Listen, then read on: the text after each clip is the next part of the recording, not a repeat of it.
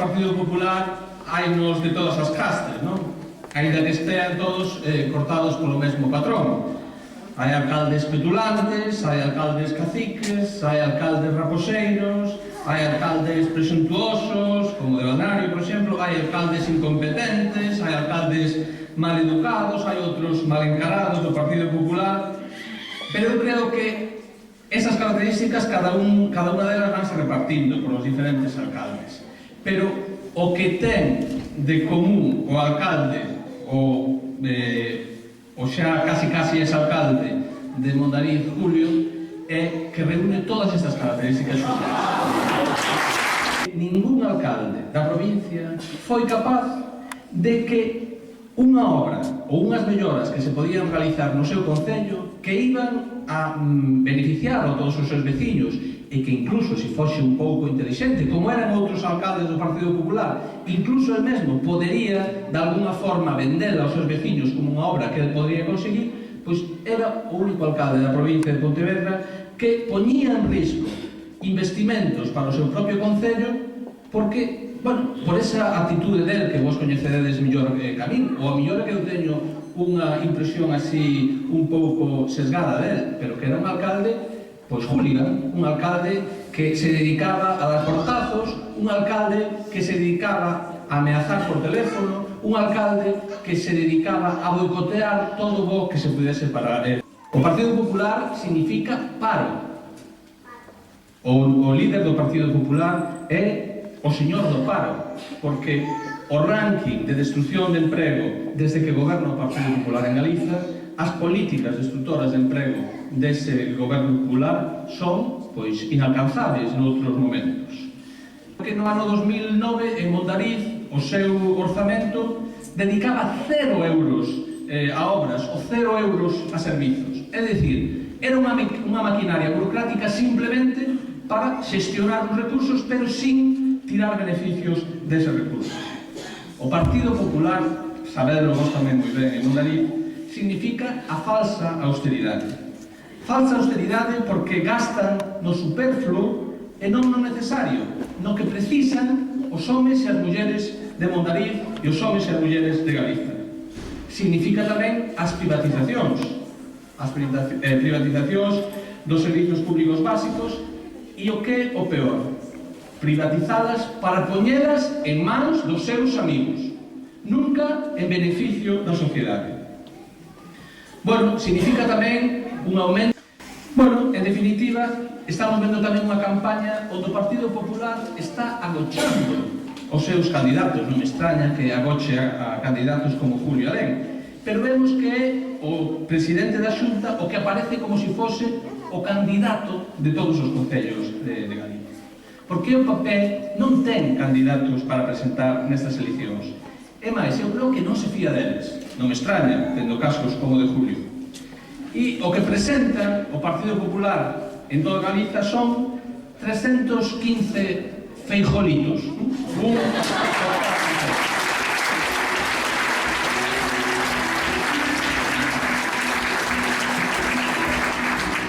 Pero esos 300 clons de Feijóo, eses 315 feijolitos, demostran que de ser elexidos o día 22, cousa que non vai pasar, polo menos en Mondariz, teríamos non só 315 feijolitos, sino 315 incompetentes, 315 insolventes, 315 caciques, 315 pequenos dictadores, 315 despilfarradores, en definitiva, 315 farsantes, como vos o alcalde, como vos o ex-alcalde.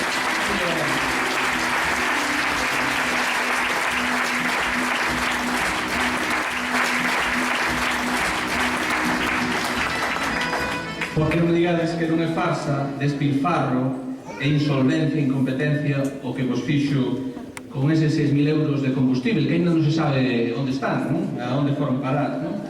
Ou tamén o afer das pistas deportivas que tamén soubestes vos denunciar e poñer en coñecemento da opinión pública, non? E tamén das institucións mesmo chegando ao Parlamento. Bueno, en definitiva, o panorama que nos deixa o Partido Popular é de todos coñecido. Non van sair pola porta grande, por suposto, Julio, que por certo, cando viña cara a Mondariz miraba o seu cartel e cada vez parecíaseme máis ao mago Tamariz.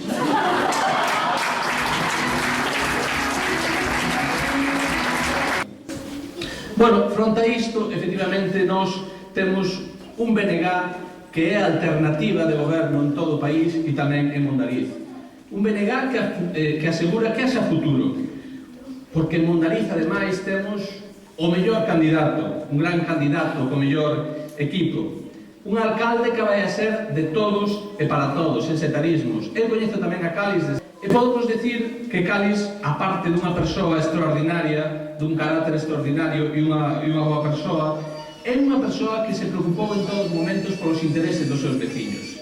E frente á desidia, frente á intolerancia, frente á incompetencia de Julio, era Calis sacando das súas horas libres o que tiña que vir a Pontevedra ou que ia a Santiago, as dependencias da Xunta de Galiza, para poder conseguir as cousas que Julio se negaba a xestionar polo seu setarismo, en definitiva, pola súa negligencia.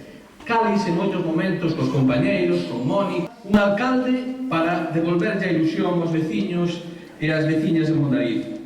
Un alcalde para facer despegar Mondariz, para que Mondariz conte con eses servizos básicos que vos aquí estades reclamando, como pode ser a gardería municipal, o pabillón polideportivo en condicións, para levar o saneamento integral a todas as parroquias e, sobre todo, para unha cousa fundamental, para pôr en valor todas esas potencialidades, todas esas riquezas, do punto de vista cultural, do punto de vista material, do punto de vista productivo que ten un concello como Mondariz.